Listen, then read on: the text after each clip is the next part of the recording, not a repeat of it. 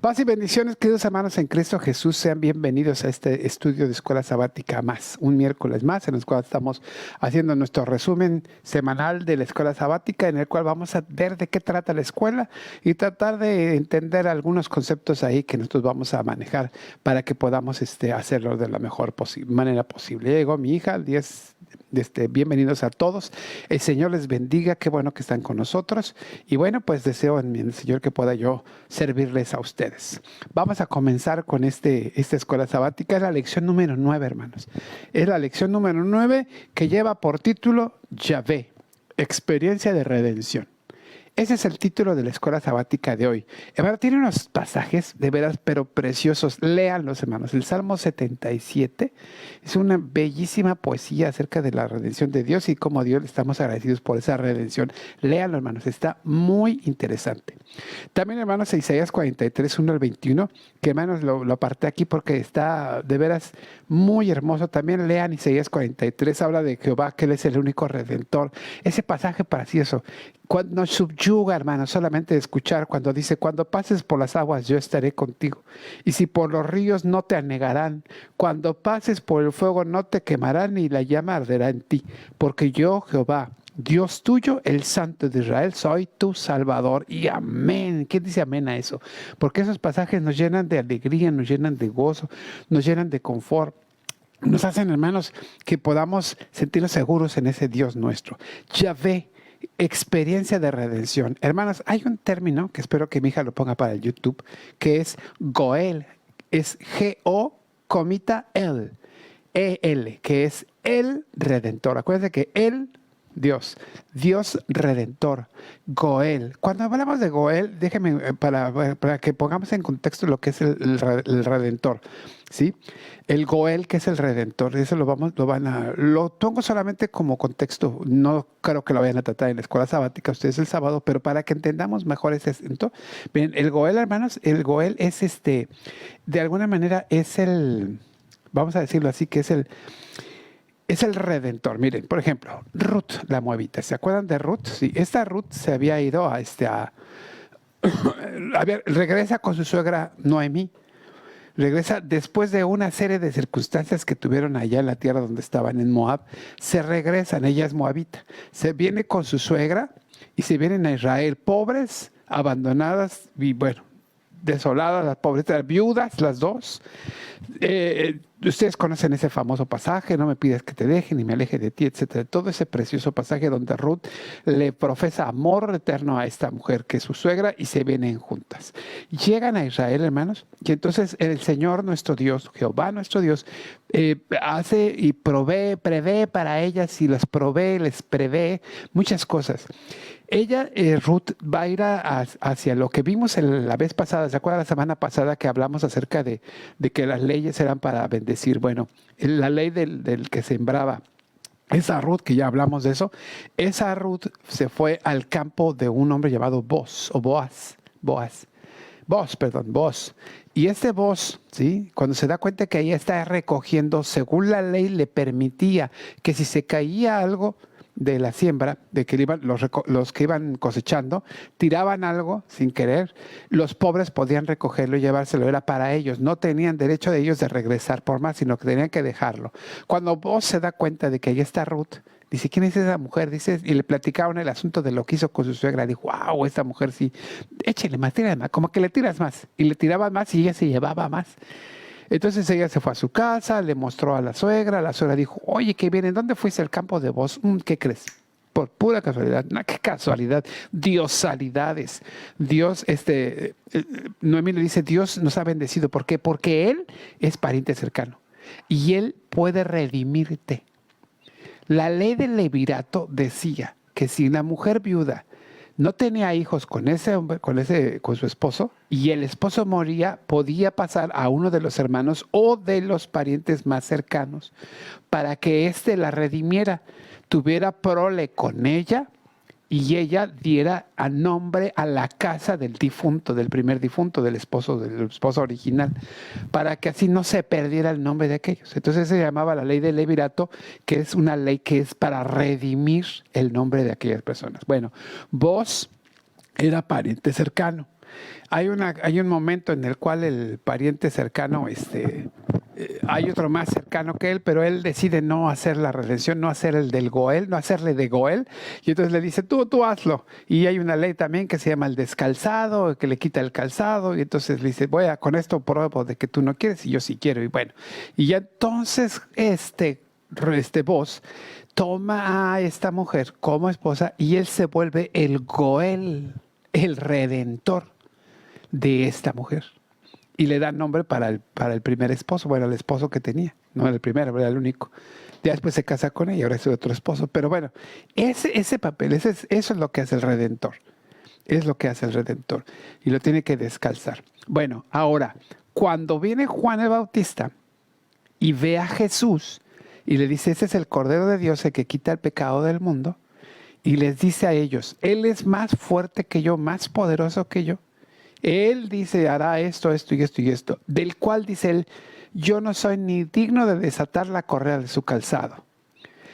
Vos lo que hizo fue convertirse en el redentor de Ruth. ¿Cómo? Descalzando a este pariente cercano. O sea, le desató la correa de su calzado y dijo, ahora yo soy el redentor. Juan le dice, yo no soy digno de desatar la correa del calzado de mi Señor. O sea, yo no soy el redentor. ¿Quién es? ¿Sí? Ahora, nosotros aquí vamos a ver, eso es para que entremos en un tipo de contexto de lo que es el Goel. Espero que les pueda servir. Gracias a los que dijeron amén, amén, porque es la verdad. Ese pasaje es precioso. Vamos a entrar a lo que es el Yahvé Goel, que es el Redentor. Vamos a ver la experiencia de redención que tiene el pueblo de Israel, ¿sí? Entonces, miren, el énfasis de la lección es experiencia de rescate y restauración. Y como es esa experiencia de rescate y restauración, vamos a ver dos momentos. Uno es el éxodo y el otro es el cautiverio en Babilonia. Uno es el éxodo y el otro es el cautiverio en Babilonia. Son los dos momentos que vamos a tocar aquí. El pasaje que ustedes van a tener también ahí, y espero que lo tengan, es Isaías 63, 16, que dice... Pero tú eres nuestro Padre. Si bien Abraham nos ignora e Israel no nos conoce, tú, oh Jehová, eres nuestro Padre, nuestro Redentor perpetuo, en tu nombre. Isaías 63, 16. Ese es el pasaje. Entonces, hermanos, aquí este pasaje habla acerca de esa redención. ¿De quién es nuestro Redentor? Jehová. Para el pueblo de Israel, esa es la experiencia que van a vivir. Esa experiencia de redención en Yahvé. ¿Sí? Ya sabemos lo que es un Redentor. ¿Sí? Ya sabemos, que no debo tomar café ahorita, perdón. Entonces, hermanos, ahora vamos a ver el objetivo. El objetivo dice así: comprender la experiencia de redención en la historia de Israel, reconociendo la fidelidad de Yahvé y aplicarla a nuestras propias vidas para fortalecer nuestra identidad, confiar en que Dios puede hacer algo nuevo y avivar la esperanza en medio de la adversidad. Recuerden, hermanos, que nosotros siempre hacemos que la escuela sabática, en este caso del objetivo, nuestras preguntas. ¿Qué vamos a hacer? ¿Qué vamos a hacer? Vamos a comprender la experiencia de redención en la historia de Israel.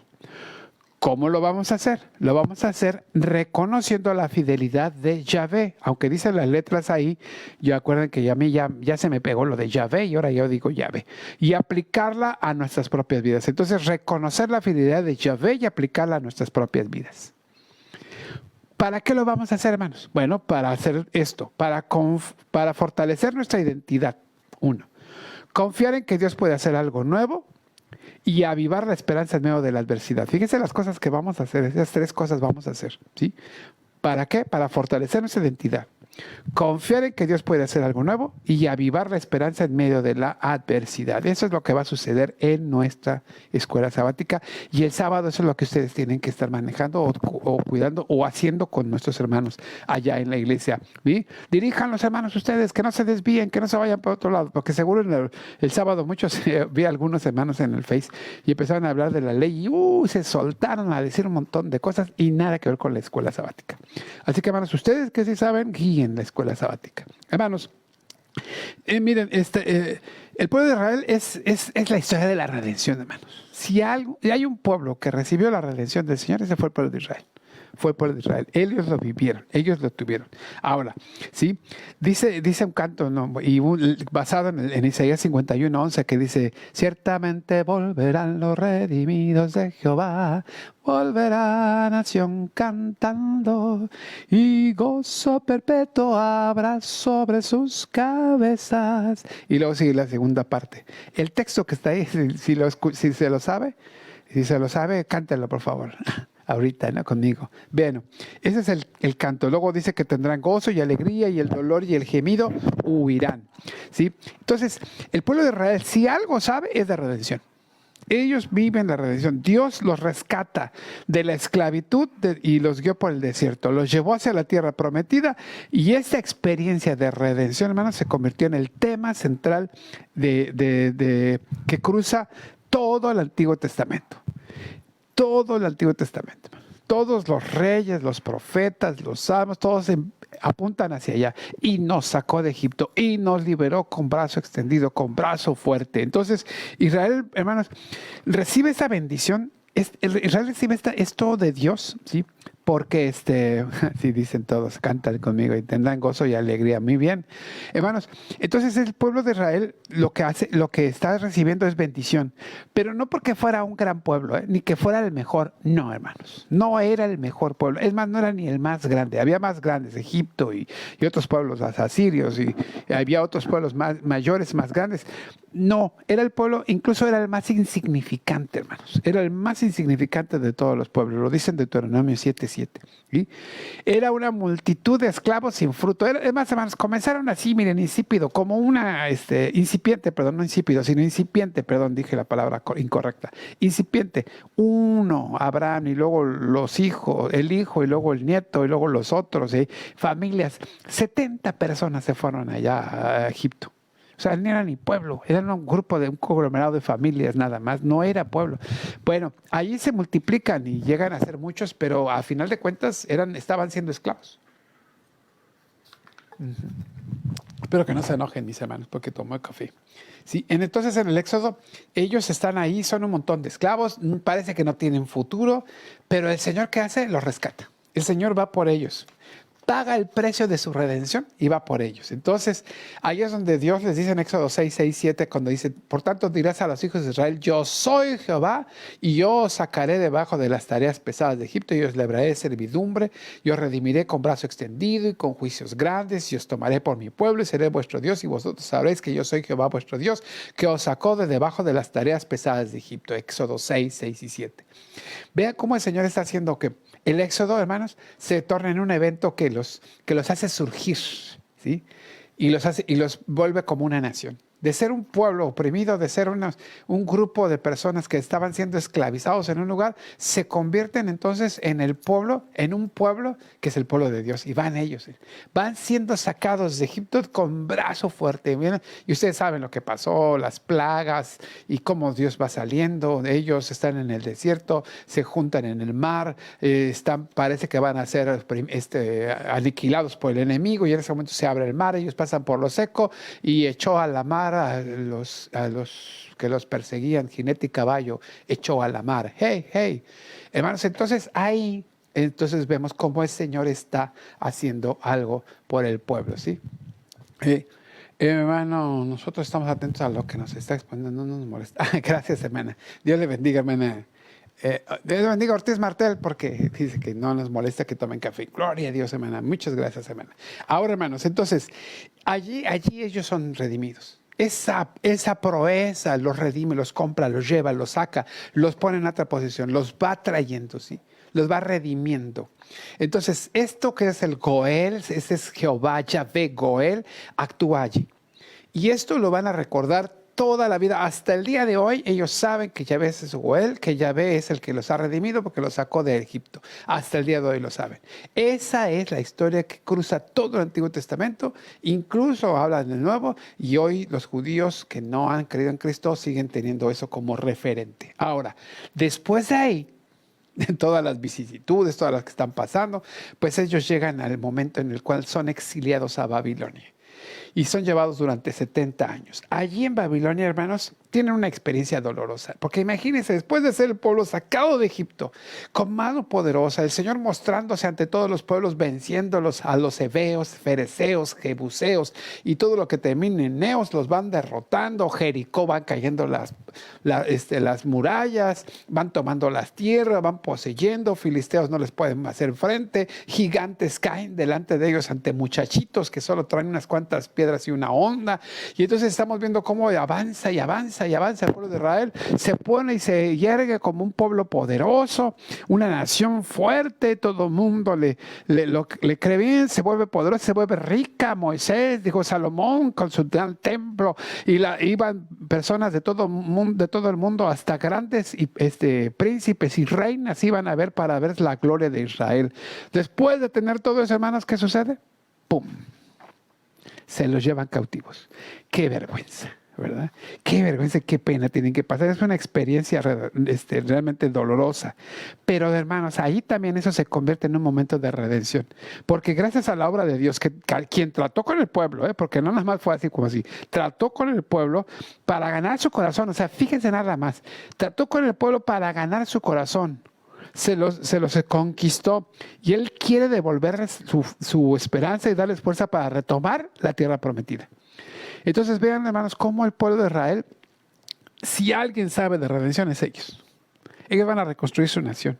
Ellos van a regresar a su tierra, la tierra de Canaán, para volver a renacer, para volver a ser, para hacer otra vez, recrear, ¿sí?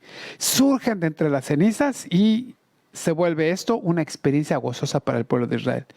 Sí, porque es como aquel profeta que les dijo, así como estos huesos secos, así volverá la nación de Israel y volverá a tener su verdor, va a recobrar su gloria otra vez. Y ahí está el Dios obrando con el pueblo de Israel, sacándolos de Babilonia y llevándolos a su tierra. Hermanos, estas dos experiencias de redención del pueblo de Israel, una de estas, incluso Babilonia, siempre le está recordando, así como hice en Egipto, así haré hoy. Y entonces ellos dicen, pues vale, pues está bien. ¿Por qué? Porque el Señor se ha mostrado poderoso y ahora nos va a sacar otra vez poderoso. Por lo tanto, hermanos, vean ustedes, estas experiencias de redención, hermanos, ¿sí? Perdón, otra vez. Entonces, estas experiencias de redención, hermanos, nos hacen ver cómo el pueblo de Israel va a experimentar el amor de Dios por ellos. Y fíjense, el amor de Dios no se limita a juzgar, a criticar, a castigar, sino lo que busca el amor de Dios es rescatar, restaurar y construir. Ese es el amor de Dios. ¿Sí? Como aquel joven que regresó a casa. Y muchos de nosotros, si hubiéramos sido el padre de ese joven que regresó después de haberse gastado toda la herencia, muchos de nosotros, incluso tal vez yo le hubiera dicho, chamacora, por andar del malor, ahora te vas a ir con los esclavos, allá vas a estar.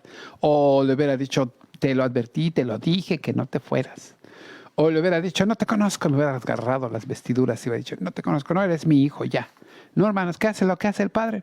Lo abraza, lo besa, lo restaura en su lugar de hijo y de amo de la casa, porque le da anillo, ¿sí? Le da calzado y la ropa. O sea, hay una redención completa. El pueblo de Israel ve cómo Dios lo está restaurando, reconstruyendo y lo está fortaleciendo. Los está rescatando porque los trae de Babilonia, los trajo de Egipto, los está restaurando porque los pone otra vez en su tierra y los está reconstruyendo para levantarlos otra vez.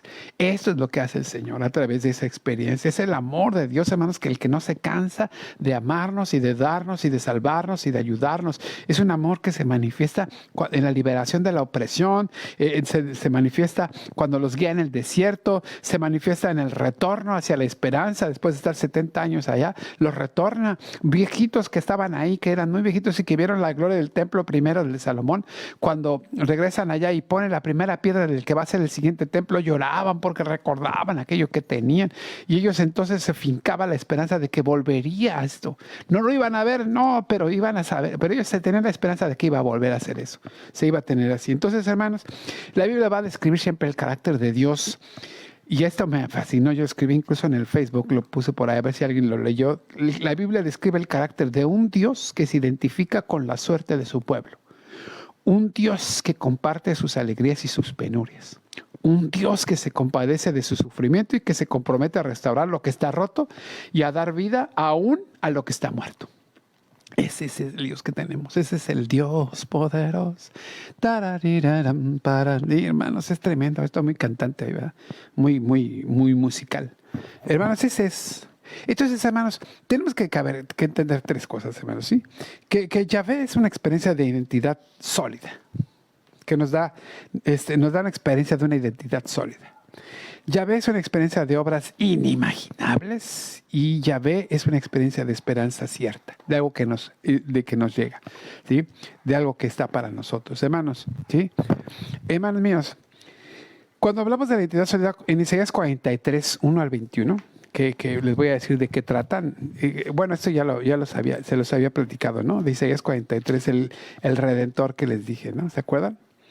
Que les dije, yo soy tu, ahora sí dice Jehová, creador tuyo, Jehová y formador tuyo. Oh Israel, no temas, porque yo te redimí y te puse nombre. Mío eres tú. ¿Sí? ¿Qué nombre nos puso? Pueblo de Dios, iglesia de Dios. Ese es el asunto, hermanos. Ahora, si Él nos pone su nombre, ¿sí? Entonces, vean ustedes, cuando alguien ha sufrido quebranto, cuando alguien ha sido desventurado, ¿sí? Realmente cuando alguien ha sufrido todo eso, su identidad queda trastocada. O sea, no sabe ni quién es. Está perdido, ya no sabe qué hacer. ¿Sí? No sabe qué es, no sabe ni quién es. Entonces, allí en ese momento, eso que le ocurre a los judíos en Babilonia, en el exilio, donde estaban perdiendo su identidad, porque en Babilonia los jóvenes estaban adorando a Marduk, el dios de los babilonios, y sus grandes fiestas y sus grandes cosas que hacían ahí. Hermanos, entonces allí nosotros,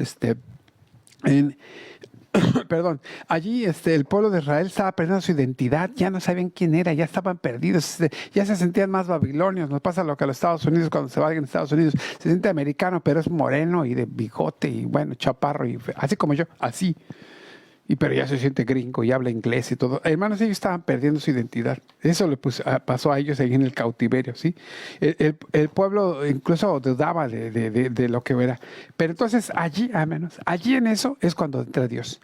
Y Dios entonces empieza a afirmar repetidamente la identidad de Israel como su pueblo. ¿Sí? Allí le está diciendo, y ahí es el pasaje que les acabo de leer, de Isaías 43, yo soy Jehová tu Dios y te voy a redimir. Entonces empieza la labor ahí, hermanos, empieza la labor de lo que Dios está haciendo. Cuando escribe Isaías este pasaje de Isaías 43, hermanos, nosotros podemos ver algunas cosas en el pasaje. Ustedes léanlo detenidamente, hermanos, por favor, léanlo, porque van a encontrar ahí varias partes en donde a él se le está diciendo, al pueblo se le está dando expresiones que destacan la fidelidad de Dios incondicional. Yo te saqué, yo te redimí, yo te voy a traer. Y le está diciendo cómo yo soy fiel. Yo no te he dejado, no te he abandonado, no te voy a dejar, no te voy a abandonar. Y ya está hablándoles. Aunque el pueblo haya fallado, hermanos, Dios dice, yo contigo voy a estar. Qué tremendo está eso, hermanos. Miren, nosotros fallamos y la verdad es que a veces no nos cansamos de fallar, pero Dios todavía es mayor, hermanos, porque Dios no se cansa de amarnos. Al pueblo de Israel le hizo así. Y hay expresiones de la fidelidad y hay expresiones de que le recuerdan al pueblo de quién son. Hermanos, esto es tremendamente maravilloso y poderoso, hermanos. ¿Sí? No se trata de lo que yo soy y de lo que yo haga. No se trata si soy grande, fuerte, bueno, malo, etc. Se trata de lo que Dios hizo en mí. Yo soy lo que soy, no por lo que yo haga, hermanos. Yo soy lo que soy por lo que Dios ha hecho en mí. Y eso es lo que el pueblo de Israel te estaba viviendo. Esa era la redención que el pueblo debía vivir. Cuando el Señor va por ellos, no se trata de ellos, no se trata de ser pueblo, no se trata de ser los mejores, no se trata de nada. Es del amor de Dios por ellos y ellos tienen que recordar una cosa. Él los eligió, no nosotros a Él, o no el pueblo a Él. Y solo por haberlos elegido, entonces, hermanos, nosotros tenemos que recordar una cosa, que solo por el efecto de la elección nosotros pertenecemos a Él. Somos de Él. El pueblo de Israel lo tenía que saber. Y en Isaías 43 están ellos leyendo, ustedes léanlo, hermanos, y ellos están sabiendo a través de esa palabra cómo Dios es fiel y cómo Dios, sí, les recuerda quiénes son. O sea, que no se les olvide. Ustedes no son de Marduk. Ustedes son míos. Obra mía son. Yo soy su creador. Que no se les olvide. Y el pueblo de Israel tiene que recordarlo. Entonces entra ese espíritu nacionalista donde dicen, sí, cierto, hay que regresar. Y empiezan las profecías y los profetas a avisarles que ya merito viene la redención, ya merito van a salir de aquí, pronto vamos a salir de este lugar, pronto nos van a liberar. Tremenda, hermanos, porque esta redención nos hace entender una cosa, hermanos, ¿sí? Nos hace entender que Dios nos da una identidad sólida. ¿Quiénes somos nosotros? ¿Quiénes somos nosotros, hermanos? Eso lo vamos a ver al final también nosotros. Entonces, hermanos, imagínense las obras que hace Dios. 43, 1 a 21, entonces empieza a tratar y Él empieza a decirles, yo hago esto, yo hago aquello. Ustedes léanlo, hermanos. Léanlo. Dice, yo soy, dice, así dice Jehová, el que abre camino en el mar, senda en las aguas impetuosas, el que saca carro y caballo, ejército y fuerza, caen juntos para no levantarse, fenecen como pábilo, quedan apagados. ¿No se acuerdan de las cosas pagadas? No traigáis a memoria las cosas antiguas. He aquí yo hago cosas nuevas, pronto saldrá la luz y empieza a decirle de cosas ahí, hermanos. Es maravilloso cómo Dios nos hace entender estas cosas. Nos hace ver esto. Y hermanos, aquí es donde nosotros vemos las obras inimaginables que Dios puede hacer. Cuando Cristo estuvo aquí, hermanos, son cosas que nosotros nos quedamos pasmados. Ojalá volvieran a ocurrir. Ojalá volvieran a ocurrir para que tal vez muchos tengamos que creer, pero no ocurre, hermanos, para que creamos, porque aquellos creyeron porque vieron, y más bienaventurados somos nosotros que sin ver hemos creído. Hermanos, qué tremendo está esto, porque entonces las cosas inimaginables que hace el Señor, esta restauración es posible cuando se puede mantener una visión en donde cabe un gran cúmulo de posibilidades. Y eso es lo que tenemos que mirar nosotros, ¿sí? Ellos, hermanos, se encontraron ante una realidad de impotencia, que habían sido derrotados, habían sido humillados, no tenían fuerza, no tenían ejército, no tenían riqueza, no tenían una posición privilegiada, nada sobre lo cual afianzarse, y entonces ahí ellos lo único que tienen, lo único que les queda, la única posibilidad que estaba era Yahvé Goel, Jehová el Redentor, el Creador que hizo todo a partir de la nada. Y entonces empiezan a hablar sobre Yahvé, sobre Jehová, sobre Yahweh, sobre Adón, sobre Hashem, sobre el Señor Todopoderoso, Elohim, el Dios Todopoderoso. Y entonces ahí, hermanos, nosotros podemos entender, ¿sí?, cómo que Dios nos recuerda, cómo Él nos sacó de Egipto y así lo hizo, y entonces lo volverá a hacer. Eso es lo que tiene que recordar el pueblo de Israel. El pueblo de Israel, para despertar la confianza, vean cómo Isaías utiliza imágenes vívidas, hermanos. Son imágenes fuertes en las cuales describe a Dios dividiendo el mar, conduciendo a su pueblo por el desierto y derrotando a los enemigos. Son pasajes que acabamos de leer, hermanos, ¿sí? En esa liberación no es una consecuencia del mérito, no es porque se lo merezca, no, sino es un acto de gracia, de poder de nuestro Dios. Está motivado sobre todo, ¿sabe por qué? Por el amor, no por otra cosa más que por el amor. El amor que no se merece el pueblo, sin embargo el Señor lo da. Y recuerde que misericordia es lo que nos merecemos y no se nos da. Y gracia es lo que merecemos, lo que no merecemos y se nos da. Y a mí se vuelve, ¿verdad? ¿Sí? Misericordia, lo que merecemos y no se nos da. Gracia, lo que no merecemos y se nos da. ¿Qué merecemos? La muerte, no se nos da misericordia. ¿Qué no merecemos? La vida y se nos da gracia. Hermanos, el pueblo de Israel está probando la gracia del Señor, motivado por el amor de Él. Y entonces ahí es donde surge la promesa de una nueva creación, de algo que vendrá nuevo, ¿sí? Algo que será, ¿sí? Se refuerza la idea de un futuro restaurado, la transformación de que Dios realiza. Dios los anima a imaginar nuevas posibilidades y a confiar en que Él hace posibles. Isaías mismo dice, vendrán tiempos en los cuales, dice, el que va arando alcanzará al que siembra y el que siembra al que ara. Dice, será una cosa preciosa, tendremos una gran tierra del Señor. Y ahí está eso. Entonces, aquí, hermanos, en Isaías 43, 1 al 21, nosotros podemos ver imágenes, hermanos. Imágenes que despiertan la confianza de un pueblo de que es posible algo nuevo. De que sí se puede. Si el Señor ya lo hizo, lo es y volverá a hacerlo. Entonces, hermanos, ahí es donde nosotros podemos entender que este Dios entonces nos da una experiencia, hermanos, una experiencia de una esperanza cierta. O sea, va a suceder, va a venir. Isaías 43, todo el pasaje dice que la experiencia de restauración es posible cuando en el corazón se guarda la esperanza y esta se convierte en una fuerza motor que impulsa, encamina y sostiene con gozo en medio de la adversidad. Este es, hermano, lo que está viendo. El pueblo de Israel, entonces, al saber todas estas cosas, ¿qué es lo que hace? Se llena su corazón y dice, wow, sí, Dios puede hacerlo. Y entonces empieza a atraer a la gente, a traer la tarjeta para que cuando sean liberados, todos vayan hacia ella. Hermanos, muchos, déjame decirle que los historiadores, los que saben de estas cosas, dicen que muchos israelitas no regresaron a su tierra. Estaban tan bien económicamente en Babilonia que se quedaron ahí. Sí, y que regresó solo un puñado, un gran puñado de personas a Israel. Y que ellos establecieron otra vez el pueblo. Hermanos, sí, la gente que de alguna manera percibe esa esperanza, se va a ir tras ella, hermanos. No le va a importar lo que esté aquí. Eso no sucede hoy en esas casas, en esas iglesias, ¿no? Donde nos vamos por otro lado y la esperanza, ay, lo que me siga esperando la esperanza. Hermanos, no, aquí en el pueblo de Israel no. El pueblo de Israel se va tras esa esperanza. ¿Sí? El pueblo de Israel se va a desesperar. Entonces, hermanos, describir la liberación. ¿Sí? Cuando Isaías llama al pueblo a superar el pasado, le dice, dejen ese pasado, vámonos para acá, vámonos, no se estanquen ahí, vámonos hacia adelante. Entonces, el pasado, hermanos, solo debe recordarse solo para recuperar la confianza que Dios ha puesto en nosotros. Porque Él puede hacerlo de nuevo. Saber que lo hizo es para saber que lo puede hacer de nuevo. Solo para eso sirve el pasado, hermano. No para estancarnos en él, sino para saber que lo puede hacer. ¿Cuál es el problema de muchos de Israel o muchos judíos? Es que siguen viviendo allá en ese pasado. Y Dios esto y Dios aquello. No, hay que quedarnos aquí. Ok, lo vemos, pero miramos hacia adelante. O sea, Dios lo puede hacer. Dios lo puede hacer, hermano. Dios lo puede hacer. Porque si ya lo hice, lo puede hacer de nuevo. Entonces no hay que retroceder. Vámonos. ¿Sí? Vámonos. Ya ve, el Goel es quien provee esa oportunidad nueva y esa perspectiva de futuro. ¿Cómo lo ve, hermano? Está interesantísimo, ¿sí o no? ¿Está bueno o no? Hermanos, ya ve el Goel, entonces para nosotros, hermanos, debe traer estas experiencias de vida en las cuales vemos a un Dios como nuestro Dios Redentor, como un Dios que nos ha salvado. ¿Sí?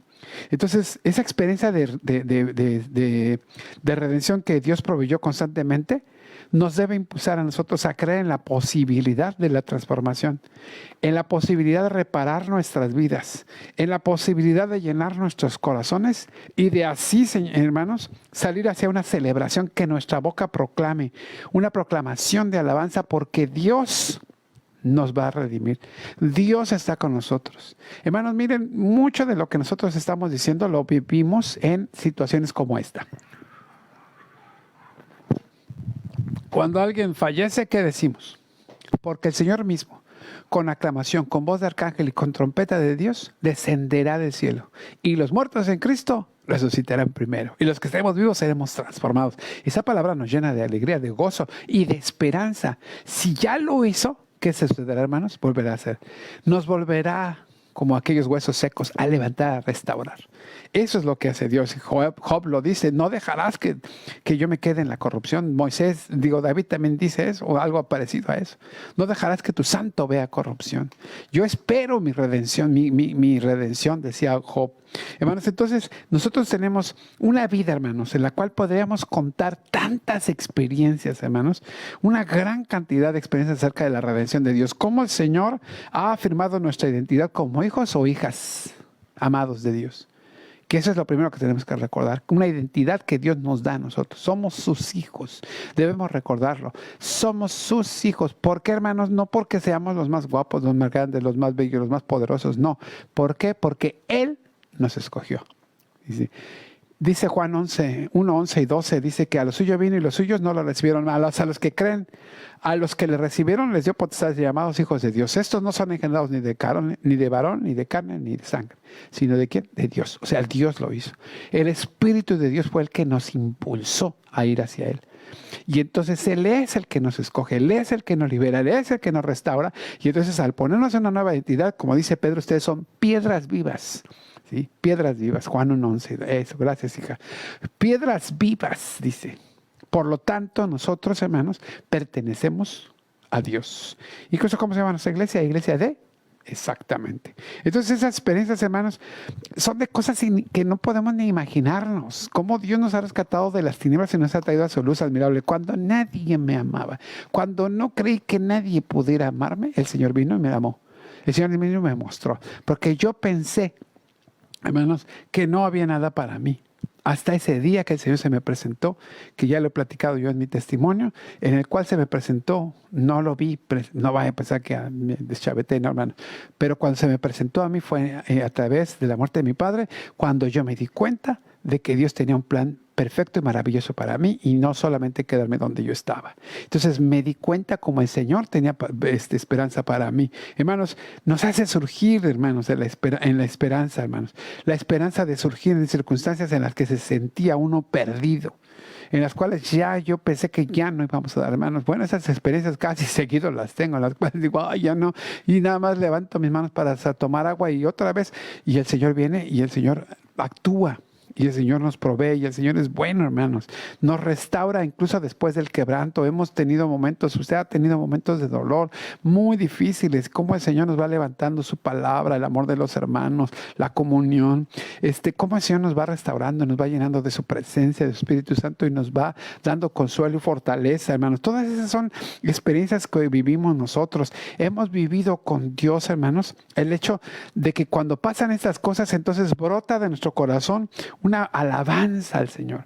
Y no sé si usted le ha pasado, luego llega a la iglesia y dice, tengo unas ganas de cantarle al Señor y se para y yo con mis berridos y todo, pero yo quiero alabar al Señor. ¿Por qué? Porque Dios ha sido bueno y su misericordia ha sido para siempre. Amén. Por lo tanto, le canto al Señor, alabo a nuestro Dios.